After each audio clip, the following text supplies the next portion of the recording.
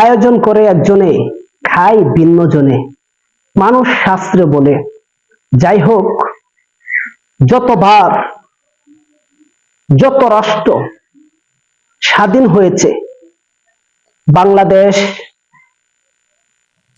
দুইবার স্বাধীন হয়েছে, ৭১ সালে একবার, আর এই ২০২৪ সালে ৫ই আগস্ট দ্বিতীয়বার। যখন এই বাংলাদেশ স্বাধীন হয়েছিল, যারা রক্ত দিয়ে, জীবন দিয়ে, মা বোনেরা নিজের সম্ভ্রম দিয়ে দেশটাকে স্বাধীন করেছে, তারা এদেশে কোনো চান্স পায়নি। চান্স পেয়েছে যারা জীবনের বয়ে চোরের মতো বিভিন্ন রাষ্ট্রে লুকায়িত রয়েছে, পলায়ন করেছে। আফসোস হয় ওই সমস্ত অচেতন বাংলাদেশের মানুষের উপরে, যারা কিনা নিজের চোখে স্বচোখে দেখেছে কারা দেশের বন্ধু, কারা দেশের শত্রু। নিজের চোখে দেখার পরেও আবেগের বশবর্তী হয়ে চামচামির লক্ষ্যে, চাটুকারিতার লক্ষ্যে ওই সমস্ত চোর বাটপার, ওই সমস্ত লোক যারা নিজেদেরকে বড় বড় লিডার মনে করে, নেতা মনে করে, অথচ জনগণকে বাঁচাবে তো দূরের কথা, জনগণকে মৃত্যুর মুখে, মৃত্যুর দুয়ারে ঠেলে দিয়ে তারা নিজের জান বাঁচাতে দেশের বাহিরে অবস্থান করেছিল। আজকে বাংলাদেশের জনগণ খুব মিছিল করছে তারেক রহমানকে নিয়ে। আরে তারেক রহমান তো এতদিন দেশেই ছিল না। যে নেতা তার কর্মীদের মিছিলের সম্মুখে নিজের উন্মুক্ত বুক উন্মোচন করতে না পারে, ওই সমস্ত ব্যক্তিরা নেতা হয় কি করে? ওই সমস্ত মানুষেরা জাতির প্রতিনিধি হয় কি করে? আমার ক্ষুদ্র জ্ঞানে সেটা বুঝে আসে না। তাই দেশের জনগণকে বলছি, পূর্বেও আরেকটি ভিডিও আমি দিয়েছিলাম, যে ভিডিওতে ছিল আপনারা ইতিপূর্বে অনেক শাসককে রাষ্ট্রনায়ক বানিয়েছেন, ইতিপূর্বে অনেক দলকে ক্ষমতায় নিয়ে এসেছেন। কি পেলেন আপনারা তাদের কাছ থেকে? কি অধিকার পেলেন আপনারা তাদের দ্বারা? আপনাদের কোন অধিকারটা তারা বাস্তবায়ন করে দেখিয়েছে? শুধু খালি আপনাদের মাথায় কাঁঠাল রেখে তারা সে কাঁঠাল আহার করেছে।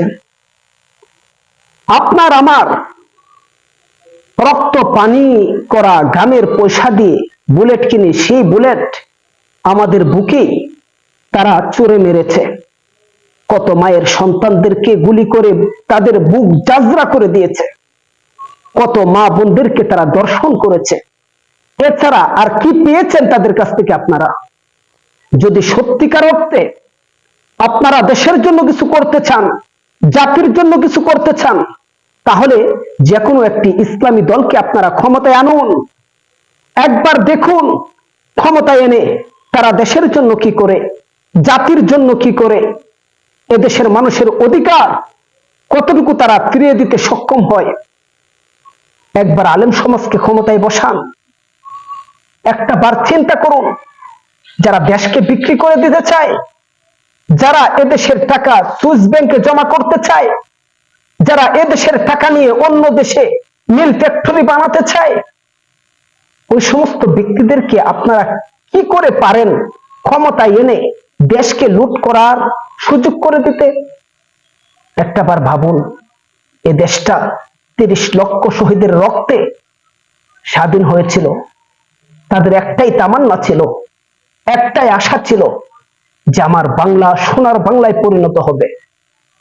কিন্তু কিসে পরিণত হলো? চোরের বাংলায় পরিণত হলো। আপনারা প্লিজ একটু বুঝার চেষ্টা করুন। এই দল সেই দল, এই নেতা সেই নেতা করে বাড়াবাড়ি না করে, অতি উৎসাহিত না হয়ে ইসলামকে ক্ষমতায় আনার চেষ্টা করুন। আলেমরাই আপনাদের প্রকৃত বন্ধু, আলেমরা কখনো জনগণের শত্রু হতে পারে না। একটা মা তার সন্তানকে এত ভালোবাসে না, একটা আলেম তার কওমকে যত ভালোবাসে। এটা প্রমাণিত হয়েছে করোনা কালে। মা সন্তান ছেড়ে দিয়েছে, সন্তান মাকে ছেড়ে দিয়েছে, বাবা তার সন্তানদেরকে ছেড়ে দিয়েছে, ছেলে তার বাবাকে ছেড়ে দিয়েছে, স্ত্রী তার স্বামীকে ছেড়ে চলে গিয়েছে, স্বামী তার স্ত্রীকে ছেড়ে চলে গিয়েছে। প্রত্যেকটা করোনা আক্রান্ত মৃত দেহ লাশ যখন কুকুরের মতো ক্যারেং দিয়ে ডাস্টবিনে নিক্ষিপ্ত করা হচ্ছিল, তখন আলেম সমাজ জীবনের পরোয়া না করে, আলেম সমাজ তাদের পরিবার পরিজন স্ত্রী সন্তানের পরোয়া না করে ওই সমস্ত করোনায় আক্রান্ত ব্যক্তি যারা মৃত্যুবরণ করেছে ওই সমস্ত মৃত দেহগুলারে নিজের হাতে গোসল দিয়েছে, নিজের হাতে কাফন পরিয়েছে, মানুষ নিয়ে নিজে জানাজা নামাজ পড়িয়েছে, নিজের হাতে কবরস্থানে নিয়ে তাদেরকে দাফন করা হয়েছে। আশা করি আপনারা পূর্বের ইতিহাসকে বিবেচনা করে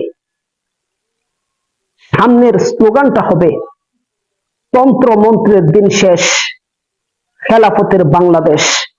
অনেক তন্ত্র মন্ত্র আপনারা দেখেছেন, সমস্ত তন্ত্র মন্ত্রের দিন শেষ করুন, সমস্ত তন্ত্র মন্ত্রকে ডাস্টবিনে নিক্ষিপ্ত করুন, খেলাফতের বাংলাদেশে বাংলাদেশকে পরিণত করুন। সকলের কাছে আমি আমার এই আশা ব্যক্ত করে আমার সংক্ষিপ্ত আলোচনা এখানেই ইতি টানছি। আসসালামু আলাইকুম ওয়া রাহমাতুল্লাহি ওয়া বারাকাতুহু।